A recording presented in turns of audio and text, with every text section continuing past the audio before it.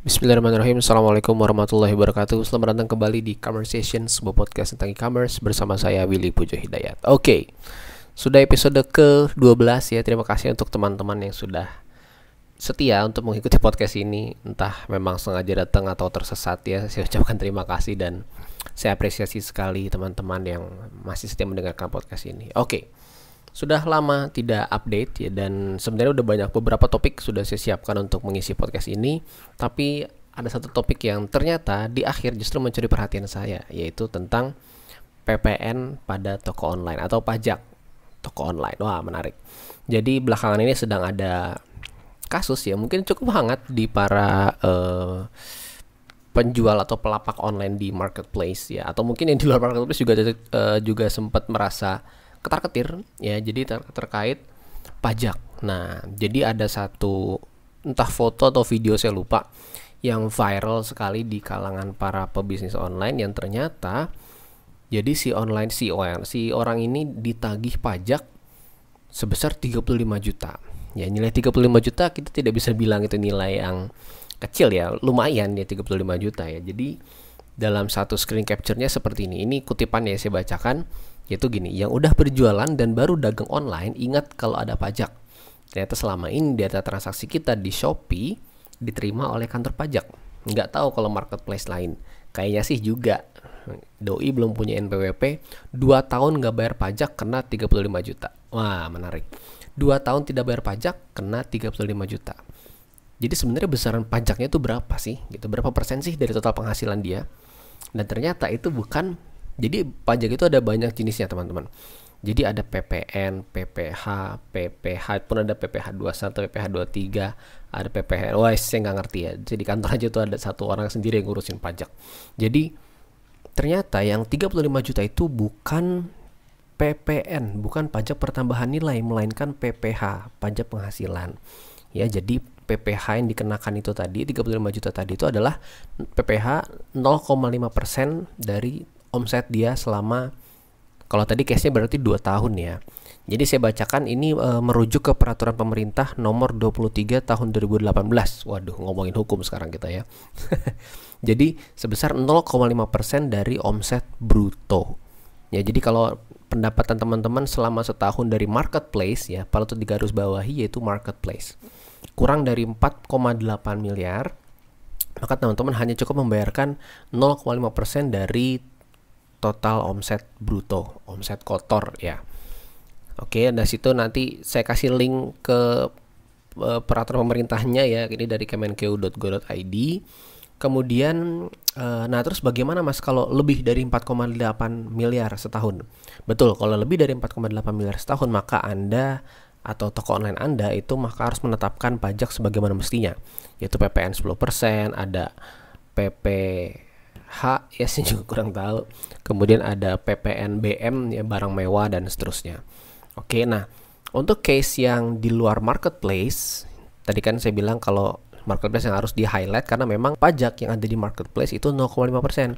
Sedangkan kalau di luar marketplace ya, dengan omset di luar marketplace, maka itu pajaknya berlaku secara normal ya, yaitu ada PPN 10% dari setiap transaksi. Oke, nah jadi lewat mana nih Mas? Apakah berarti artinya saya jualan lewat marketplace aja Mas? Nah, enggak juga. Atau nanti kedepannya kalau mau dipajakin udah masih bikin toko sendiri aja, tapi ntar trafficnya gimana Mas? Wah, dilema ya. Jadi gini, sebenarnya keputusan ini saya kembalikan lagi ke teman-teman ya, bahwa selalu ada plus minus ya dari marketplace maupun toko lain sendiri. Kalau marketplace tentunya ya kita mudah gitu ya, karena traffic sudah datang sendiri ya, dengan sendirinya traffic itu datang. Kemudian juga Anda nggak pusing-pusing mikirin platform, nanti ada bugs, nanti ada landing page-nya seperti ini, wes nggak usah pusing, karena emang trafficnya, keluar masuknya visitors itu cukup tinggi ya, jadi tidak perlu khawatir dengan traffic sebetulnya. Tapi mungkin dilemanya marketplace adalah yang dijual, kalau teman-teman menjual produk komoditi, maka ya harus saya katakan bahwa itu namanya akan terjadi perang harga ya, akan terjadi perang harga karena mungkin teman-teman jualan barang-barang komoditi, artinya barang-barang yang mungkin cukup banyak dijual dan demand-nya juga stabil, maka itu akan jadi market yang cukup banyak yang bermain. Dan artinya teman-teman harus pintar-pintar ngatur harga buat semakin efisien. Nah itu sedikit capek ya pegang kalau kita mainan perang harga. Lagi juga marketplace juga itu menampilkan produk kompetitor mungkin. Misal Anda jualan baju anak misalkan, kemudian di rekomendasi di bawahnya kan juga pasti nanti dia akan merekomendasikan baju anak lainnya yang mungkin bukan dari toko Anda gitu. Jadi itu mungkin dilemanya plus minusnya marketplace. Kalau plus minusnya toko online mungkin Anda bisa ngelola produk Anda sendiri, Anda bisa menentukan landing page-nya, Anda bisa memasang mungkin Facebook Pixel, mungkin Google Tags Manager dan segala macam. Tapi problemnya adalah Anda bertanggung jawab terhadap traffic toko Anda sendiri. Nah, itu mungkin dilema agak costly ya, tapi ya saya kembali lagi ke Anda. Cuma kalau saya secara pribadi, saya tidak anti terhadap marketplace, saya juga tidak anti terhadap toko online. Jadi saya jalannya dua-duanya ya, paralel. Kalau bahasa sekarang kerennya hybrid, asik. Jadi saya punya toko online, kemudian saya tidak menutup kemungkinan untuk membuka celah pada marketplace. Yang artinya marketplace bukan dominasi saya, tapi dominasinya adalah toko online secara biasa. Ya, kemudian toko online mandiri, kemudian marketplace hanya dijadikan salah satu channel pemasaran saja, tidak dijadikan sebagai main store saya di sana. Oke, balik lagi. Terus kalau misalkan memang dipajak gimana Mas? Apakah harus kita include kan atau kita exclude? Nah, ini juga dilema. Karena tidak semua, jadi saya nggak bisa bilang bahwa itu harus di-include aja biar enak, itu di-exclude aja biar enak, nggak juga gitu loh. Karena segmentasi customer itu pun beda-beda. Jadi ada yang memang mereka expect terhadap pajak. Contohnya yaitu marketplace untuk B2B. Ya, jadi kalau B2B itu memang mereka sudah expect terhadap pajak, karena kalau segmentasi customer kita B2B, maka mereka sudah seharusnya expect terhadap pajak 10% PPN. Ya, karena mereka nanti pun juga akan ditagih mana faktur pajaknya, mana bukti Anda mengeluarkan membayarkan pajak. Namun lain halnya dengan customer B2C. Misalkan Anda merupakan sebuah entitas bisnis yang menjual produknya langsung direct ke customer, B2C atau D2C, direct to customer. Nah itu most people atau mungkin customer Anda itu tidak expect terhadap pajak, malah kalau bisa, Mas bisa nggak pakai pajak, kalau bisa udah sama ongkir sekalian ya. Tapi ya begitulah, segmentasi customer kita beda-beda. Teman-teman harus melakukan testing, harus melakukan eksperimen. Apakah bisa saya include atau harus saya exclude dan segala macam. Dilemanya, balik lagi ke dilemanya. Kalau kita exclude, itu seperti mungkin harga akan terlihat normal. Ya, harga akan terlihat normal, kemudian harga terlihat normal, harga terlihat cantik ya, karena tidak terlalu mahal, bisa bersaing dengan kompetitor. Namun begitu dia check out, dia akan mengalami shock gitu, kaget loh, kok ada seperti ada hidden price dalam tanda kutip. Kok ada hidden price nih, ada harga-harga tersembunyi, yaitu pajak atau VAT ya, value additional tax sebesar 10%. Nah, itu yang harus ditanggulangi, jangan sampai dia gagal check out karena mereka kaget ada pajak gitu loh. Wah, kok ada pajak gitu loh. Sebaliknya, kalau misalkan di-include, dilemanya adalah harganya terlalu tinggi.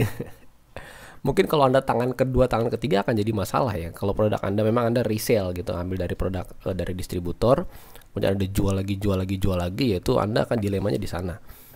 Karena tentunya si distributor lah atau tangan pertama lah yang akan mendapatkan banyak keuntungan dibandingkan Anda gitu. Balik lagi, Anda harus melakukan eksperimen, Anda harus cari tahu mana skema terbaik untuk produk Anda terkait penerapan pajak ini. Kemudian terkait gini, Mas, kalau pajak, misalkan pajaknya saya include deh gitu, atau misalkan saya exclude deh, itu kan ngurangin margin, Mas. Betul. Bagi mereka yang mungkin tidak expect terhadap pajak, tentunya akan mengurangi margin kita ya sebagai penjual. Misalkan margin kita cuma 20% gitu, belum kita kasih diskon, belum kita kasih pajak ya, wah itu makin habis lagi kita. Jadi solusinya adalah, saya menawarkan beberapa solusi. Yang pertama adalah jangan jual produk komoditas. Jangan menjual produk-produk yang sudah banyak orang jual. Ya, problemnya itu. Jadi kalaupun memang Anda mau jual produk, sedikit ambil resiko. Jadi Anda mengajukan diri sebagai distributor atau sole agent. Itu aman menurut saya ya. Menurut saya itu aman karena Anda tidak memiliki kompetisi yang cukup ketat di sana.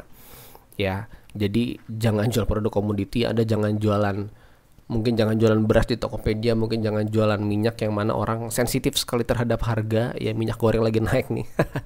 Sensitif sekali, naik 2.000 3.000 aja orang bisa geser gitu. Jadi jangan jual produk komoditi. Itu tips dari saya. Yang kedua yaitu additional value. Jadi lagi additional value bukan sekedar bonus, bukan sekedar beli apa dapat apa, enggak ya, tapi lebih ke apa yang bisa kita berikan berbeda dibandingkan dengan customer lain, kompetitor lain. Ya. Jadi misalkan Anda buat kemasan yang lebih menarik, Anda jual story di sana, Anda punya feel yang berbeda dari produk Anda, maka itu udah termasuk sebuah additional value. Atau bahkan fungsi yang berbeda dari produk Anda.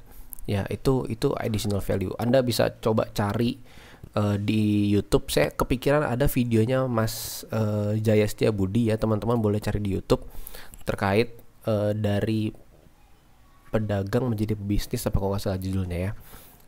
Itu memang terkait bagaimana kita naik kelas ya, dari sekedar jualan resell aja menjadi akhirnya kita punya produk yang bisa kita kembangkan sendiri, kita kelola sendiri.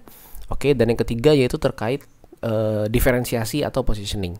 Jadi tadi pertama Anda jangan jual produk komoditi, yang kedua kasih additional value, dan yang ketiga Anda harus keluar. Anda harus keluar dari zona peperangan itu ya, kalau bahasanya Dr. Indrawan Nugroho, Anda harus keluar dari crowd, Anda harus rise. Asik. Jadi Anda harus keluar dan Anda harus menjadi satu produk yang berbeda.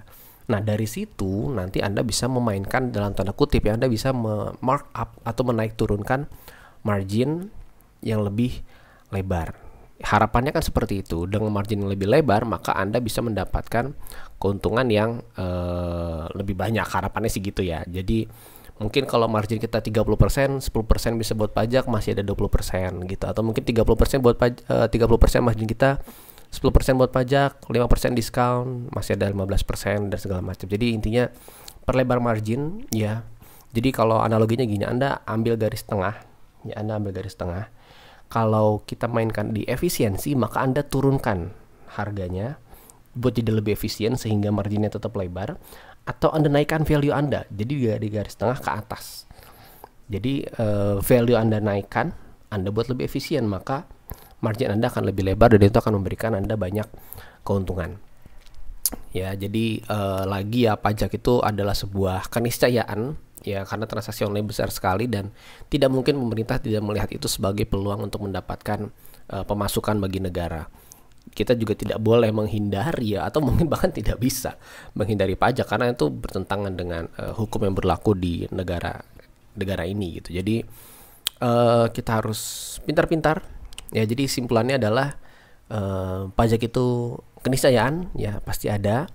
Teman-teman harus segera mengantisipasi dengan cara yang cantik ya, tidak boleh main belakang ya. Saya sangat tidak menyarankan teman-teman main belakang, ngumpet dari pajak, nggak boleh. Kita harus terbuka ya dengan pajak tersebut, dan solusinya adalah kita harus berbeda, kita harus punya margin yang lebar. Cara punya margin yang lebar gimana? Harus punya produk yang memiliki diferensiasi, punya positioning yang lain, punya additional value, dan tentunya tidak perang harga, karena kalau perang harga nggak ada selesainya, ada Anda malah rugi gitu ya. Oke, itu aja, ternyata sudah 15 menit. Oke, terima kasih sudah berkenan mengikuti podcast ini. Silakan kunjungi di willymai.name/podcast ya, willy.my.my.name/podcast untuk masuk ke link podcast ini atau baca-baca di blog yang saya tulis. Oke, jangan lupa bagikan podcast ini sekiranya bermanfaat. Terima kasih. Wassalamualaikum warahmatullahi wabarakatuh.